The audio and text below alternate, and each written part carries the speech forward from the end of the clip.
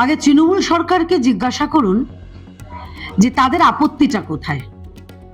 কংগ্রেস আমলে বন্দে মাতরম, যেটি কিনা মানে জাতীয় আমাদের গান থেকে বড়, সেটা হচ্ছে মন্ত্র, যে মন্ত্রে লাখো লাখো কোটি কোটি স্বাধীনতা সংগ্রামী উদ্বুদ্ধ হয়েছেন একটা ডাকে, বন্দে মাতরম, সেটাকে তারা কর্তন করেছিলেন, কেটেছিলেন। আমরা সেটাকে আবার জুড়ছি, তার যে স্বমহিমা, তার গৌরব ফিরিয়ে দিচ্ছি। অসুবিধাটা হচ্ছে কংগ্রেসেরও যা অসুবিধা ছিল, তৃণমূল কংগ্রেসেরও তাই অসুবিধে। কারণ তৃণমূল কংগ্রেসের যারা ভোট ব্যাংক, তারা বন্দে মাতরম বলতে চাইবেন না। তো তং হি দুর্গা দশপ্রহরণ ধারিণী, এই কথাটা তৃণমূল কংগ্রেসের যারা কোর ভোট ব্যাংক, তারা তো বলবেন না। তাদের কাছে বন্দে মাতরম তারা বলবেন না। এটাই হচ্ছে ব্রাত্য বসুর আপত্তির কারণ, তথা তৃণমূলের আপত্তির কারণ। সত্য কথাটা খারাপ লাগে, তেতো লাগে, কিন্তু এটাই সত্য। এবং আমি সবশেষে আমাদের কেন্দ্রীয় সরকারকে ধন্যবাদ জানাচ্ছি যে আপনারা বন্দে মাতরমের সেই মন্ত্রকে স্বমহিমায় পুনর্গৌরবে ফিরিয়ে এনেছেন। তার জন্য অসংখ্য অসংখ্য ধন্যবাদ এক বাঙালির তরফ থেকে। দিদি, একদিকে আমরা যখন দেখলাম যে রাজ্য বাজেটে সেখানে পরিযায়ী শ্রমিকদের জন্য কোনো কথা বলা হয়নি রাজ্যের তরফে, অথচ তারা রাজ্যদের বলছে যে পরিযায়ী শ্রমিকদের রাজ্যে এসে কাজ করবে। সেই প্রেক্ষিতে দাঁড়িয়ে ব্রাত্য বসুদেরা কিন্তু দাবি করছেন যে বিজেপি আদিবাসী সম্প্রদায় সহ পরিযায়ী শ্রমিকদের টার্গেট করছে, যারা ভিন রাজ্যে গিয়ে আক্রান্ত হচ্ছে।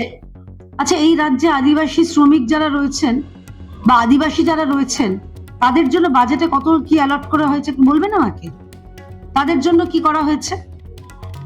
এই সব গাল গল্প কথাগুলো না বলে আগে আপনারা এই রাজ্যে কেন পরিযায়ী শ্রমিককে যেতে হচ্ছে রাজ্য থেকে বেরিয়ে, সেটার উত্তর দিন তো দেখি। মমতা ব্যানার্জি 5,000 টাকার লোভ দেখিয়েছিলেন। লোভ বলবো না টোপ বলবো আমি জানি না, দেখিয়েছিলেন, কিন্তু সেই টোপটা তো কাজে লাগেনি। সেই টোপটা তো প্রকারান্তরে মানুষের করের টাকা সাইফন করে তৃণমূলে ঢোকানোর একটা চক্রান্ত ছিল।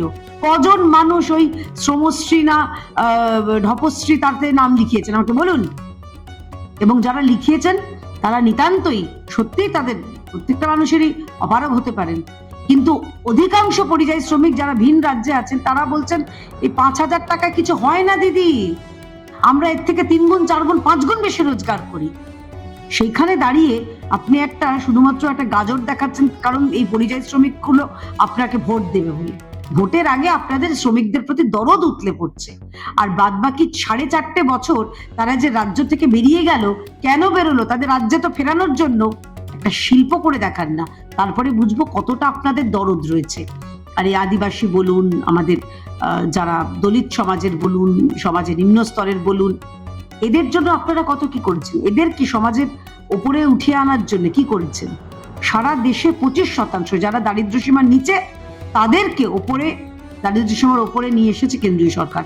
আর আপনারা দরিদ্র মানুষকে দরিদ্রতর করেছেন, তাদের শোষণ করে, তাদেরকে ধমকে চমকে তাদের কাছ থেকে টাকা ছিনিয়ে।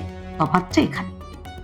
একদিকে যখন রাজ্য বাজেটে নতুন প্রকল্প আনা হলো ভোটের আগে, যুবসাথী প্রকল্প, বাংলার যুবকদের, এটা কোনো যুবসাথী কোনো নতুন প্রকল্প না। আগে আপনার ফ্যাক্টস ঠিক করুন। এই প্রকল্প 2013-তেও আনা হয়েছিল।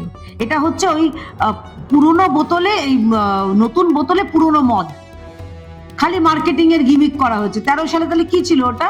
ওটা যুবসাথী ছিল না, সাথীহারা হয়ে গেল। এখন আবার তাহলে কি করছেন? এইগুলো বারে বারে করে উনি বোঝানোর চেষ্টা করেন সব ভোট। প্রথম কথা, উনি এটা এরকম লম্বা পরিসরের পারেন না, এটা ভোট অন অ্যাকাউন্ট বাজেট ছিল। এটা মাত্র কেয়ারটেকার গভর্নমেন্ট। উনি ভুলে যাচ্ছেন যে 2026-এ ফলাফলের বেরোনোর পর উনি প্রাক্তন মুখ্যমন্ত্রী হয়ে যাবেন। এগুলো করে লাভ নেই। আমাদের রাজ্যের যুবকদের, তাদের চাকরি হবে, তাদের ভাতও হবে, তাদের ভাতাও হবে। এটা হচ্ছে ভারতীয় জনতা পার্টির প্রতিশ্রুতি। মায়েদের জন্য আপনি 500 টাকা বাড়াচ্ছেন, তাদেরও বলতে চাই, আপনাদের স্বনির্ভর করার, আপনাদের সম্মান দেওয়ার এবং আপনাদের সুরক্ষা দেওয়ার দায়িত্ব এক এবং একমাত্র দায়িত্ব নিয়েছে ভারতীয় জনতা পার্টি। প্রাক্তন মুখ্যমন্ত্রী হয়ে যাবে ভেবেই কি উনি আগস্ট থেকে ওটাকে বাড়িয়ে এপ্রিল মাসে? 100%। 100 হারার ভয় বোঝা যাচ্ছে মমতা ব্যানার্জির চোখে মুখে রয়েছে। তো উনি তো জানেন। তাহলে চিন্তা করুন, যে প্রকল্প বলে দিয়েছিলেন আগস্টে, পরের দিন বলছে না আমি আগস্টে তো করবো না, এপ্রিল মাসে করব। কেন? হারতে ভয় লাগছে? আবার তো নন্দীগ্রামে দাঁড়াবেন নাকি? 1 নয় 5 6 আবার শুভেন্দু অধিকারী আছে, বাবা ওইসব দিকে যাবেন না, আপনি সেফ সিট খুঁজুন। ভবানীপুরও ভারতীয় জনতা পার্টি বলেছেন, মাননীয় বিরোধী দলের নেতা বলেছেন হারাবেন, সেফ সিট খুঁজুন। অন্তত আপনি তো প্রাক্তন মুখ্যমন্ত্রী হবেন, কিন্তু প্রাক্তন বিধায়ক যেন না হতে হয়, আমি সেটা নিয়ে ভাবুন। তৃণমূল কংগ্রেস বলছে এসআইআর নিয়ে মমতা বন্দ্যোপাধ্যায় জয় হলো সুপ্রিম কোর্টে। সে তো দেখুন ডিএ নিয়েও তাহলে জয় হয়েছে, ওয়াকাফ নিয়েও জয় হয়েছে, সিএ নিয়ে সবকিছু জয় হয়েছে। জয় বাংলা ওরা যে এই জন্যই বলে বোধহয়, আমি যা ঠিক জানি না। কারণ আমার বক্তব্য হচ্ছে এসআইআর নিয়ে জয়টা কোথায় হচ্ছে, তারা গেছিল এসআইআরটাকে বন্ধ করাতে। তু গালে দুটো ঠাস ঠাস করে থাপ্পড় খেয়ে, থাপ্পড়ের আওয়াজটা আমরা কলকাতায় বসেও পেয়েছিলাম, দিল্লির থাপ্পড়ের আওয়াজটা। কত রঙ্গ ভঙ্গ, কত কিছু দেখলাম, কালো কোট চাপিয়ে কালো শাল নিয়ে কত কিছু দেখলাম। কিন্তু এই এত রঙ্গ সবকিছুই হয়ে গিয়ে হাতে এরকম একটা পেন্সিল ছিল, এটা পেন, হাতে একটা পেন্সিল ছিল, সবুজ রঙের পেন্সিল ছিল, কিছুই হয়নি।